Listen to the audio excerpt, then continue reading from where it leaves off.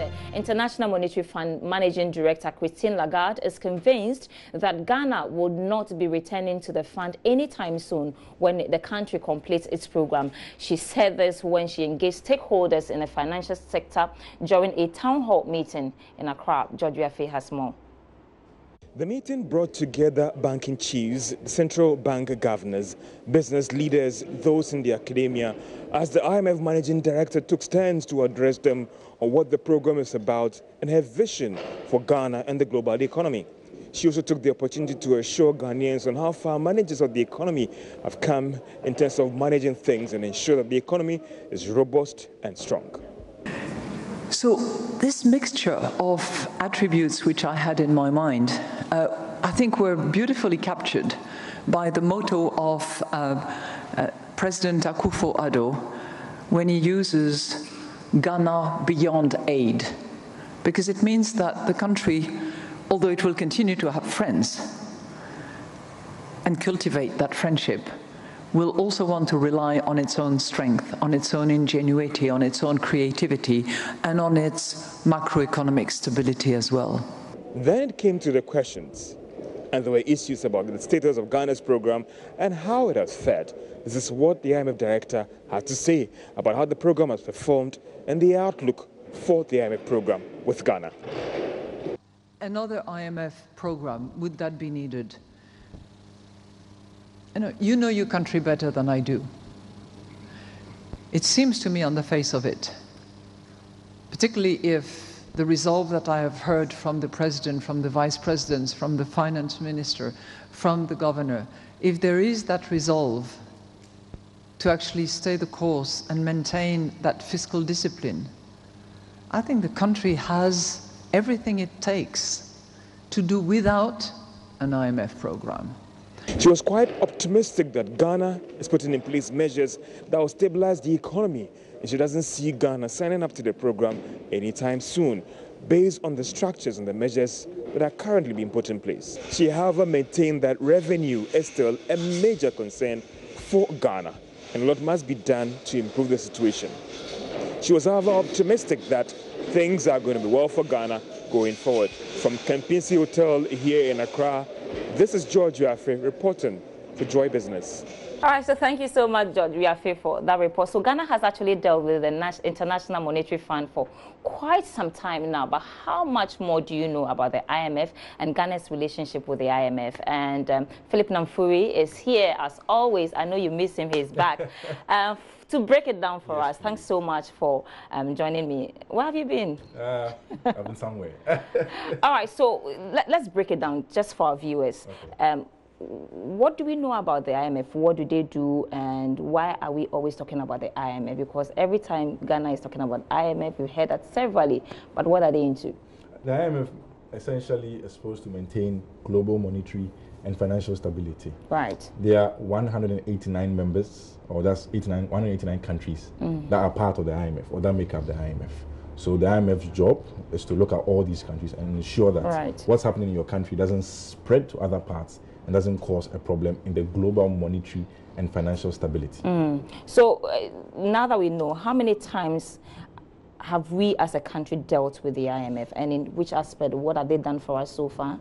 Okay, so Ghana became part of the IMF on September 20th, 1957. Okay. That's just a wee bit after independence.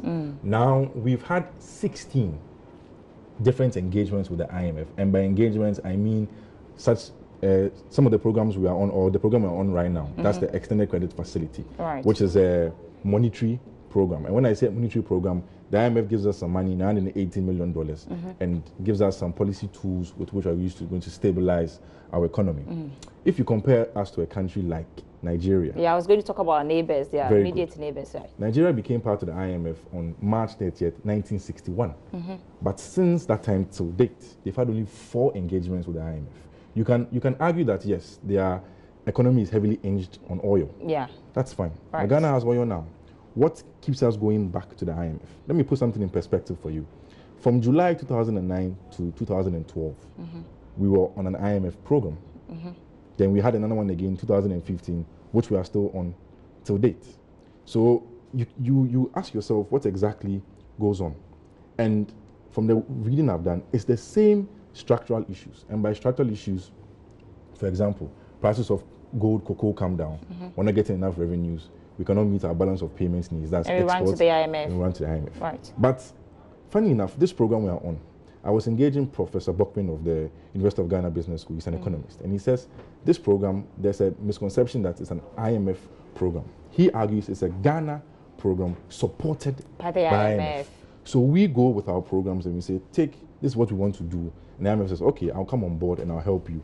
And they have about 12 lending kits. That's the arrangements they have.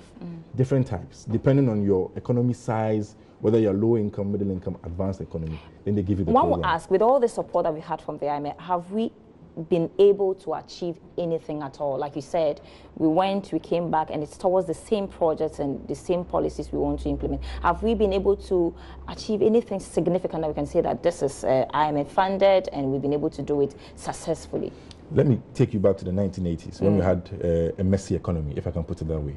It was through the IMF programs that we were put back on track, through the economic recovery But in recent times, have we been able to? In recent times, what it does is that it ensures that there's some discipline in the system, sends a right signal to investors, and your country is put on a right footing. Because without the fund coming in to give us some credibility, when people are coming around, things are different. For example, maybe bonds. Our bonds will be more expensive because investors know that, okay, your fiscal deficit will feed into this and you might have a high rate of default. When the IMF comes and you stabilize stuff, the investors are happy and they open up to you. That's one part. Okay, so the IMF boss is now saying that she's not sure that we will be returning to the program anytime soon if we complete this one. Do you think that we can actually do without the IMF? Sandra, the IMF has what they call the Articles of Agreement, where every year they come to member countries to oversee their books. If your books are not clean, then they do a write-up for you and tell you, okay, this and this is wrong with your economy.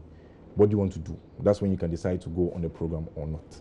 We are just going to complete one program. It's up to us to ensure that we maintain the macro stability she mentioned and alluded to that. Yes, over the past 24 months, we've done very well. We must maintain this, or else we will go back. However, we are subject to external shocks, such as the fall in the prices of gold, cocoa, oil, etc. We need to balance. And they're high exchange earners for the country. Very good. We need to balance these, or else, if we don't manage the little we have, that's if these things shock us, let me put it that way. If our absorbers are not strong, then we are going to go back to the IMF. Oh, so she's been in Ghana for the past 2 days, I must say.